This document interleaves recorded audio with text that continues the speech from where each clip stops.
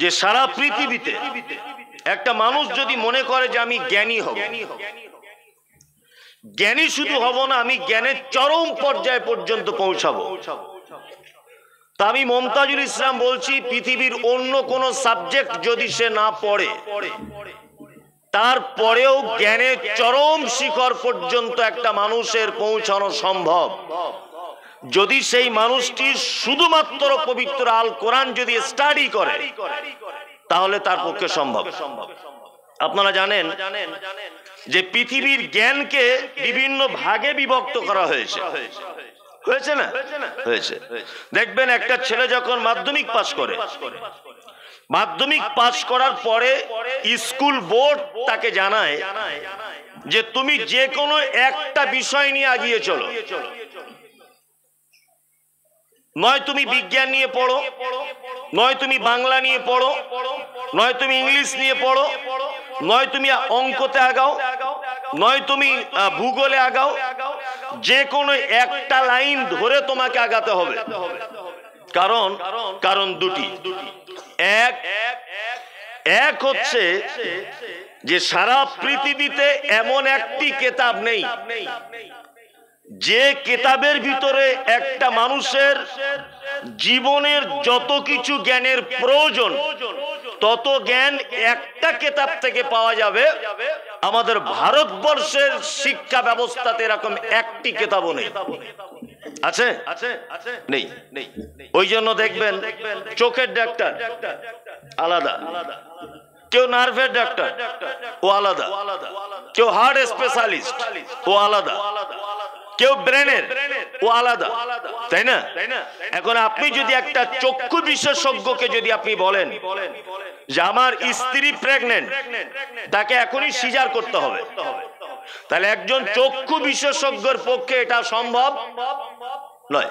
উনি চোখের অপারেশন করতে পারেন, কিন্তু আমার স্ত্রী প্রেগনেন্ট এখনই তাকে সিজার করতে হবে, এটা চক্ষু বিশেষজ্ঞের পক্ষে সম্ভব নয়। আর যদিও বা উনি ভুল করে করেন, তাহলে আইনের আওতাতে উনি একজন অপরাধী, তাই না? তার মানে জ্ঞানকে এক এক দিকে আগিয়ে নিয়ে যাওয়া হয়েছে। কিন্তু কেন না ভাঙবে না? আমি লম্বা লোক তো, ওই জন্য নিচু চেয়ারে বসতে পারি না।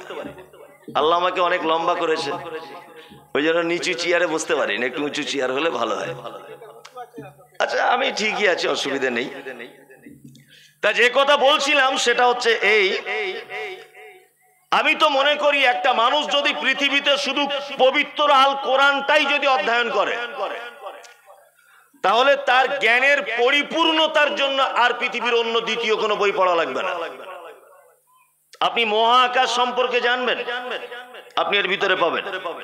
পারিবারিক জীবন জানতে চাইছেন, এর ভিতরে আপনি পাবেন। আপনি রাজনীতি পছন্দ করেন, এর ভিতরে পাবেন। অর্থনৈতিক ব্যাপারে জানতে চাইছেন, আপনি এর ভিতরে পাবেন।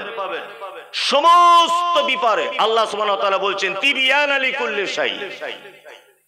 মানুষের প্রয়োজন, অথচ আমি পবিত্র আল কোরআনে সেটা দিইনি, এটা অসম্ভব ব্যাপার। সমস্ত কিছু আমি লিপিবদ্ধ করে দিয়েছি, এবং শুধু লিপিবদ্ধ করে দিয়েছি তা নয়,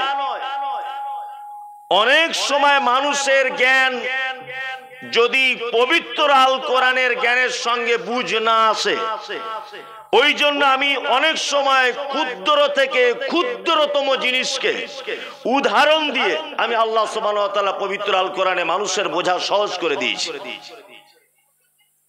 আপনি আশ্চর্য হবেন কয়েকটি কথা বললে। সন্ধ্যাবেলাতে যারা চাষি মানুষ মাঠে কাজ টাজ করেন, আপনারা অনেক সময় মাঠে যান না? মাগরিবের আগে এসে বাড়িতে সালাত আদায় করেন। মাগরিবের আগে যখন যাবেন, মাঠে দেখবেন কিছু পাখি তারা ডানা মেলে সারিবদ্ধভাবে নিজেদের বাসাতে ফেরত আসে সন্ধ্যাবেলা, দেখবেন এগুলো। এবং তারা বেশ লাইন দিয়ে সুন্দর করে যায় না?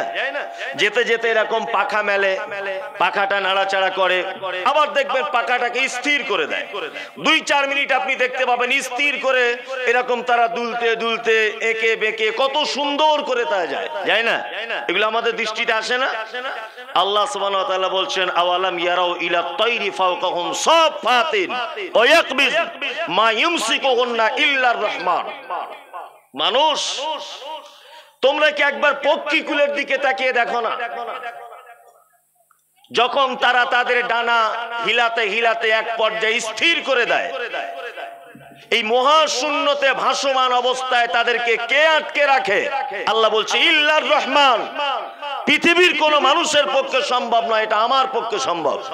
আল্লাহ বলছেন এগুলো কি তোমরা তাকিয়ে দেখো না? পৃথিবীতে অনেক মানুষের দাবি আমি নাস্তিক, দাবি আছে না? অনেক মানুষের দাবি আমি নাস্তিক। নাস্তিক মানে পৃথিবীর যা কিছু হয় এমনি এমনিতে হয়, স্রষ্টা বলে যে একজন কেউ আছে এটা আমি বিশ্বাস করি না। আমি মুমতাজুল ইসলাম বলছি নাস্তিক বলে পৃথিবীতে কেউ নেই। ওর মাথাতে মগজ নেই, গোবর আছে, সেটা ভিন্ন ব্যাপার, কিন্তু নাস্তিক হতে পারবে না। নাস্তিক হবার কোনো অপশন নেই পৃথিবীতে। ও যতই জ্ঞানের অধিকারী হোক নাস্তিক হতে পারবে না। ও যদি নিজেকে নাস্তিক বলে, মন গড়া ভাবে নিজের জেদের বশীভূত হচ্ছে, ওটা আলাদা বিষয়। আচ্ছা বলুন তো, কর্তা ছাড়া পৃথিবীতে কোনো কর্ম হয়? হয় হয় না। আমি রফিকের গান শুনছি, এই গানটা সুর শোনার পরে এই সুরের পিছনে যে রফিক লুকিয়ে আছে এটা মনে পড়বে কি পড়বে না? পড়বে। আমি কলকাতার সব থেকে বিখ্যাত বিরিয়ানি দাদা বৌদির বিরিয়ানি আমি খাচ্ছি, বিরিয়ানিটা। আচ্ছা বলুন তো, বিরিয়ানি খেতে খেতে এর পিছনে যে একজন রাঁধুনি আছে, এটা আমার বিশ্বাস আছে না নেই? রাঁধুনি ছাড়া এটা তৈরি করা সম্ভব? সম্ভব নয়। এই যে মাইক্রোফোনটা আমি কথা বলছি, আচ্ছা বলুন, এর কথা বলার এই সাউন্ড টোটাল সিস্টেমের পিছনে একজন মানুষের হাত আছে না নেই? আছে আছে আছে আছে আছে।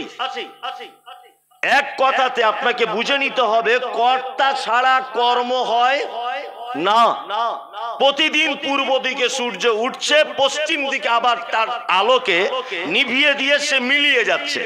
বলুন তো দেখি, আস্তে আস্তে আস্তে আস্তে তাকে নিয়ে এসে দুপুরবেলা এখানে দাঁড় করানো, আবার এখান থেকে নিয়ে এসে তার রোদ্দুরের তাপটাকে কমিয়ে দেওয়া, আবার নির্দিষ্ট টাইমে তার আলোকে হারিয়ে দেওয়া, এগুলো একটা কাজ না? কাজ নয়, কাজ। তাহলে কাজ যখন এর পিছনে একটা কর্তা আছেই, থাকতেই হবে। কেউ যদি বলে যে এর পিছনে কর্তা নেই, তা আমি বলবো তার মাথাতে মগজ নেই, গোবর ভরা আছে। আছে না? এই যে আপনার নভেম্বর মাস চলছে, আগামী ডিসেম্বর, প্রত্যেক বছর আপনি দেখবেন ডিসেম্বর মাসে শীত, মানুষ দার্জিলিং, গ্যাংটক, শিলং বেড়াতে যাচ্ছে। জানুয়ারি মাসে হাড় কাঁপানো শীত, তার আগে ছিল সব গরম, মানুষ পাখা চালিয়ে এসিতে থাকতো। এই যে ঠিক টাইম বর্ষা, টাইমে গরম, টাইমে শীত, এই যে বারবার ঘুরিয়ে ফিরিয়ে এগুলো করে যে একজন স্রষ্টা আছে নাকি নেই? এগুলো এমনিতেই হচ্ছে, স্রষ্টা একজন আছে। এখন এই স্রষ্টাকে চিনতে গেলে আর স্রষ্টার ব্যাপারে বুঝতে গেলে আমাদেরকে একটা জায়গায় আসতে হবে। সেই জায়গা কোথায় আমি শেষে বলবো, এখন নয়। পবিত্র আল কোরআনের আমি প্রথম যে আয়াত, এই আয়াতের ব্যাখ্যা বিশ্লেষণ করবে ইনশাআল্লাহ। বক্তব্যের বিষয় শিক্ষার মর্যাদা। স্টেজে বসে আছেন অনেক জ্ঞানী মানুষেরা, আপনারাও জ্ঞানী মানুষ।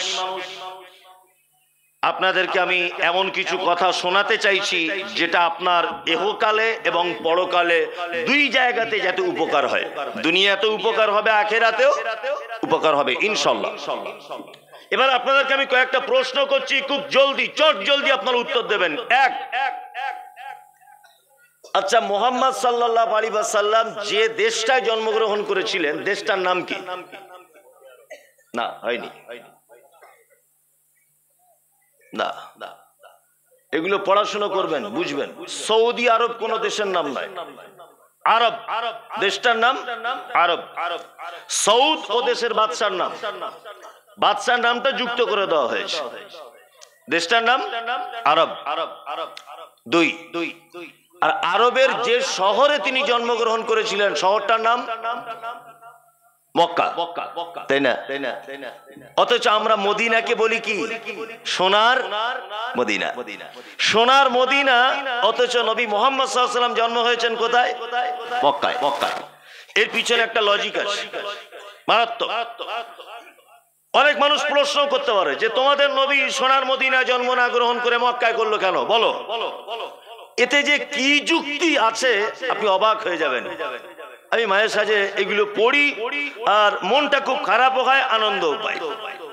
আপনি যদি ভৌগোলিক দিকে যদি আপনি তাকান বা আপনি সারা পৃথিবীর মানচিত্র যদি আপনি ঘাটাঘাটি করেন, তাহলে দেখতে পাবেন মক্কা শহরটা পৃথিবীর মধ্যখানে অবস্থিত।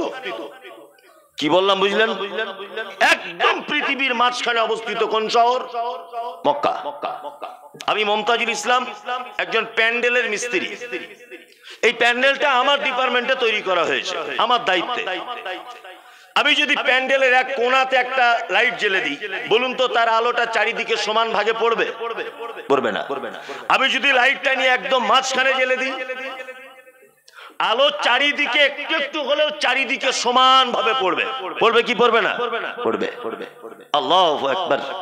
অন্ধকারে নিমজ্জিত জাতির কাছে এসেছিলেন মুহাম্মদ রাসূলুল্লাহ সাল্লাল্লাহু আলাইহি সাল্লাম, আর মুহাম্মদ সাল্লাল্লাহু আলাইহি সাল্লামকে দেওয়া হয়েছিল আল কোরআন। এই কোরআনের আলো যাতে সারা পৃথিবীতে সমানভাবে পৌঁছে যেতে পারে, এই জন্য আল্লাহ সুবহানাহু ওয়া তাআলা মুহাম্মদ সাল্লাল্লাহু আলাইহি সাল্লামের জন্ম দিয়েছিলেন কোথায়? মক্কায়। পৃথিবীর একদম মাঝখানে যে শহর অবস্থিত। এবার আপনাদেরকে আরেকটা কথা জিজ্ঞেস করে নিই। নাম্বার 3, আল্লাহ নবী সাল্লাল্লাহু আলাইহি সাল্লাম যে প্রেক্ষাপটে তিনি জন্মগ্রহণ করেছিলেন বা যে যুগে, সেই যুগটার নাম কি? কি নাম? মানুষ জানে, ভয়ে বলতে পারছে না। যদি গোলমাল হয়ে যায় কিছু বলে, আর আমি তো মারবো না। আপনি এখন এটা মাথায় রেখে দেন যে মমতাজুল ইসলাম ভাই আমার শিক্ষক। আপনি যত দামি লোক হন, আপনি যতই বড় উচ্চ পদস্থর মানুষ হন, আপনি মুসলিম হিসাবে এখন আপনাকে ধরে নিতে হবে যে আমার ধর্মীয় শিক্ষক মমতাজুল ভাই। এটা আপনাকে মেনে নিতে হবে। আপনি ছাত্র, ওই জন্য আপনাকে আমি জিজ্ঞেস করছি, ভুল হতেই পারে, আমি তো আছি তার জন্য। তাহলে আল্লাহ রাসূল সাল্লাল্লাহু আলাইহি সাল্লাম যে যুগে জন্মগ্রহণ করেছিলেন, যুগটার নাম আইয়ামে জাহেলিয়া, বর্বরতার যুগ। মানে বর্বরতা এমন ছিল যে একটা পুরুষ একটা নারী, দুজনারই শারীরিক চাহিদা থাকে না? পুরুষের চাহিদা প্রকাশ পায় অনেক সময়তে, মহিলার চাহিদা প্রকাশ পায় না। পুরুষ এত খারাপ ছিল তখনকার দিনে, রাতের বেলা যৌবনের সম্পর্ক করত নিজের ফুপুর সাথে, এবং সেটা বৈধ মনে করে।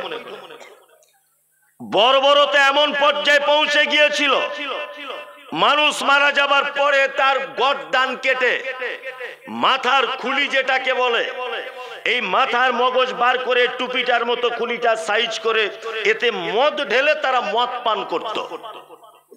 এইরকম এক প্রেক্ষাপটে এসেছিলেন মুহাম্মদ রাসূলুল্লাহ সাল্লাল্লাহু আলাইহি ওয়াসাল্লাম।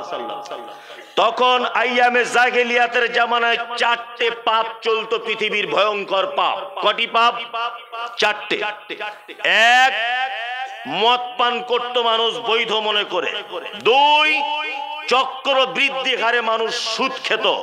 4, গোত্রীয় ঝামেলায় সামান্য ব্যাপারে মানুষ লিপ্ত হয়ে পড়ত। 5 নম্বরে হচ্ছে এই ব্যভিচার করত বৈধ মনে করে। 5টি মাত্র, 4টি মাত্র বড় বড় পাপ তখনকার দিনে ছিল।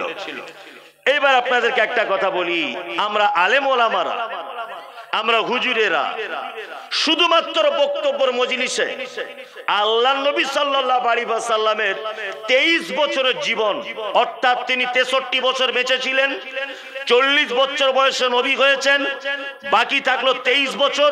এই 23 বছরের জীবনী থেকে আলেম ওলামারা বক্তব্য রাখে। নবীজি মধু খেতে পছন্দ করতেন, ও ভাইরা। নবীজি বউদের জামা কাপড় কাচতেন, ও ভাইরা। নবীজি কদু খেতে পছন্দ করতেন, আল্লাহ নবী মিষ্টি খেতেন, দাড়িগুলো আঁচড়াতেন, হাতের নখগুলো কাটতেন। যা কিছু বলি, কত বছরের জীবনী? 23 বছরের।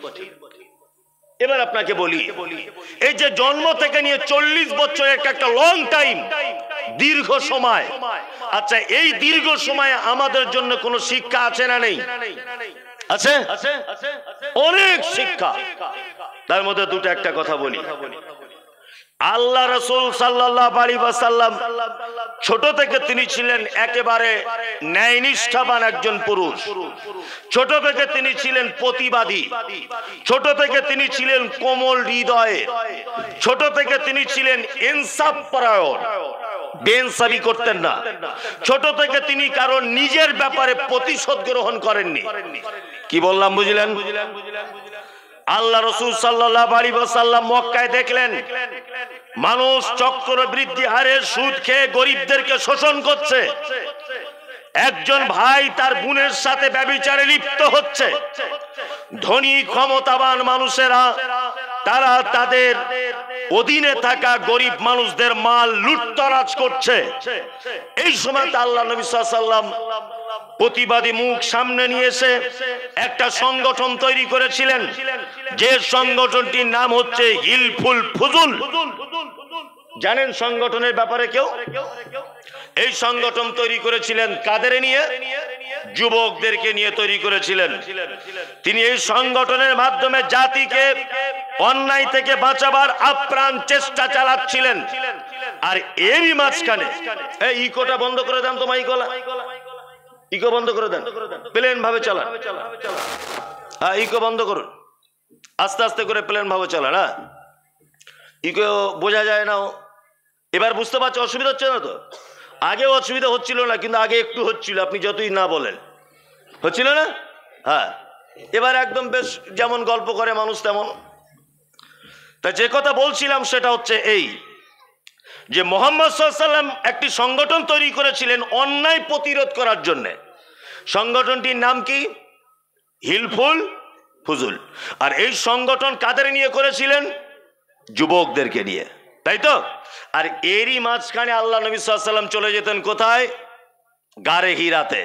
মক্কা থেকে 8 কিলোমিটার দূরে একটি পাহাড়, পাহাড়টির নাম জাবালে নূর। এই জাবালে নূর পাহাড়ের একেবারে চূড়াতে একটি গুহা আছে, তার নাম গারে হীরা। আল্লাহ সুবহানাহু ওয়া তাআলা আমাকে 4 বার ওইখানে পৌঁছে দিয়েছে। 3 থেকে 4 বার আমি ওখানে দেখে এসেছি। আমি সব থেকে আশ্চর্য হই এই যে মাটি থেকে গারে হীরাতে কোনো মানুষ যদি ওঠে, দেখতে লাগে 1 বিঘা বা 1 হাত, এই এতটা লাগে নিচে থেকে দেখতে একটা মানুষকে। আমি শুধু একটা কথা ভাবি, আল্লাহ রসুল যখন আল্লাহর ইবাদত করতেন, আম্মাজান খাদিজাতুল কুবরা রাদিয়াল্লাহু তাআলা আনহা অসংখ্য বেঈমান মুশরিকদের চোখ আড়াল করে দিয়ে, সকলকে ফাঁকি দিয়ে আল্লাহ নবী সাল্লাল্লাহু আলাইহি ওয়াসাল্লামের খাবার তরকারি পানি ওই পাহাড়ে উঠে উঠে তিনি উপরে পৌঁছে দিতেন। সুবহানাল্লাহ, একটা পুরুষের পক্ষে সম্ভব নয়। আমাদের ভারতবর্ষের যে সমস্ত জয়ীফ দুর্বল লোকেরা হজ করতে যান, আমার মনে হয় 95% মানুষের পক্ষে ওখানে ওঠা সম্ভব নয়। অথচ খাদিজা একজন মহিলা, আস্তে আস্তে আস্তে আস্তে তিনি উঠে যেতেন। আল্লাহু আকবার। হঠাৎ করে জিবরিল এলেন, মুহাম্মদ সাল্লাল্লাহু আলাইহি ওয়াসাল্লামকে ডেকে বলছেন, ইকরা, আপনি পড়ুন। আল্লাহ রাসূল সাল্লাল্লাহু আলাইহি ওয়াসাল্লাম বলছেন, আমি তো পড়তে জানি না। তখন জিবরিল আমিন সিনার সাথে চাপ দিলেন, পড়ুন। বলছে, আমি তো পড়তে জানি না। আবার চাপ দিলেন, পড়ুন। তখন আল্লাহ নবী সাল্লাল্লাহু আলাইহি ওয়াসাল্লাম বলছেন, ইকরা বিসমি রাব্বিকাল্লাযী খালাক, খালাকাল ইনসানা মিন আলাক, ইকরা ওয়া রাব্বুকাল আকরাম, আল্লাযী আল্লামা বিল কলাম, আল্লামাল ইনসান মা লাম ইয়ালাম। 5টি আয়াত অবতীর্ণ হলো। এবার আপনাকে আমি গোড়া থেকে আবার প্রশ্ন করছি, উত্তর দিবেন। 1, মক্কায় কটি পাপ সব থেকে বেশি ছিল? 4টি। 1, ব্যভিচার। 2, মদ পান। 3, গোত্রীয় ঝামেলা। 4, চক্রবৃদ্ধি হারে সুদ, তাই তো? আল্লাহ সুবহানাহু ওয়া তাআলা মুহাম্মদ সাল্লাল্লাহু আলাইহি ওয়াসাল্লামকে একেবারে গারে হীরা ডেকে নিয়ে বলছেন, ইকরা, মুহাম্মদ সাল্লাল্লাহু আলাইহি ওয়াসাল্লাম আপনি পড়ুন। উচিত ছিল কোরআনের আয়াত অবতীর্ণ হওয়াই 4টে বিষয়ের উপরে। মদ হারাম, ব্যভিচার হারাম, চক্রবৃদ্ধি হারে সুদ হারাম, লুটতরাজ হারাম, গোত্রীয় ঝামেলা হারাম, নিষিদ্ধ। এই ব্যাপারে আয়াত অবতীর্ণ হওয়া দরকার ছিল। কিন্তু আল্লাহ সুবহানাহু ওয়া তাআলা মুহাম্মদ সাল্লাল্লাহু আলাইহি ওয়াসাল্লামকে বলছেন, ইকরা, আপনি আগে পড়ুন, আপনি আগে পড়াশোনা করুন। তার আগে আল্লাহ রাসূল কি করতেন? সংগঠন করতেন। কি সংগঠন? হিলফুল ফুজুল। কাদের নিয়ে করতেন? যুবকদেরকে নিয়ে, তাই না? আল্লাহ সুবহানাহু ওয়া তাআলা মুহাম্মদ সাল্লাল্লাহু আলাইহি সাল্লামকে এটা বোঝাতে চাইছেন যে আপনি তো নিরক্ষর লোক, আপনি লেখাপড়া জানেন না, আপনার দ্বারাতে সমাজ পরিবর্তন করা সম্ভব নয়। একটা সমাজকে পরিবর্তন করতে গেলে শিক্ষা দিয়ে সমাজকে পরিবর্তন করতে হবে। শিক্ষা ছাড়া কোনো জাতিকে পরিবর্তন করা সম্ভব নয়। এইখানে দুটো কথা মাথায় রাখবেন। দুটা জিনিসকে সমাজ পরিবর্তন করতে পারে, এক হচ্ছে যুব সমাজ আর দ্বিতীয় হচ্ছে শিক্ষা। যুবকদেরকে দিয়ে ইচ্ছা করলে সমাজ পরিবর্তন করা যেতে পারে, আর শিক্ষা দিয়ে সমাজ পরিবর্তন করা যেতে পারে। এই দুটো দিক আপনাদের সামনে তুলে ধরছি। এক নম্বর, গ্রামে দেখবেন কিছু সময় শীতকালীন সময়ে ফুটবল ক্রিকেট টুর্নামেন্ট হয় না? হয়। 16 দলীয় ফুটবল খেলা খুলেছে গ্রামের যুবকেরা। কি বললাম বুঝলেন? কলকাতা থেকে নিয়ে এসেছে হাফ প্যান্ট পরা মেয়ে ছেলেদের ভাড়া করে। ফাইনাল খেলা যেদিন গোল হবে তার হাতে ঝুমঝুমি নিয়ে একবার করে ড্যান্স করবে। অনেক জায়গাতে হচ্ছে না? হয়। এই খেলাগুলো পরিচালনা করে কারা? যুবকরা, তাই না? যুবকরা। সমাজ যতক্ষণ না পর্যন্ত যুবকদের ব্যাপারে না ভাববে ততক্ষণ পর্যন্ত সমাজ পরিবর্তন হতে পারে না। আমরা মাদ্রাসা, মসজিদ, মক্তব এর দায়িত্বগুলো কাদেরকে দিই? বয়স্ক লোক। এই 60 বছর বয়স হয়ে গেলে কোনো ডিপার্টমেন্টের চাকরি টিকে থাকে? 60 বছর বয়স হয়ে গেছে মানে সরকারি পক্ষ বুঝে গেছে ও চকির জ্যোতি কম, ও বুঝে কম। মাস্টার মশাইকে বলেছে 60 বছর বয়স হয়েছে, আপনি বাড়িতে বসে বসে অর্ধেক বেতন খান তবুও ভালো, আমার স্কুলে এসে ছাত্র ছাত্রীদের সর্বনাশ করবেন না। কি বলছি বুঝতে পারছেন না? 60 বছর বয়স হয়ে গেছে মানে আপনার দায়িত্ব শেষ। দায়িত্ব বহন করার মতো ক্ষমতা আপনার আর নেই। আপনার দ্বারাতে আমার স্কুলে কোনো কাজ হবে না, আপনার দ্বারাতে আমার থানার কোনো কাজ হবে না, আপনার দ্বারাতে বিডিওর কোনো কাজ হবে না, আপনার দ্বারাতে এসডি অফিসের কোনো কাজ হবে না। আপনি বাড়িতে বসে বসে অর্ধেক বেতন পাবেন তবুও ভালো, আপনি ডিপার্টমেন্ট ত্যাগ করুন, তাই না?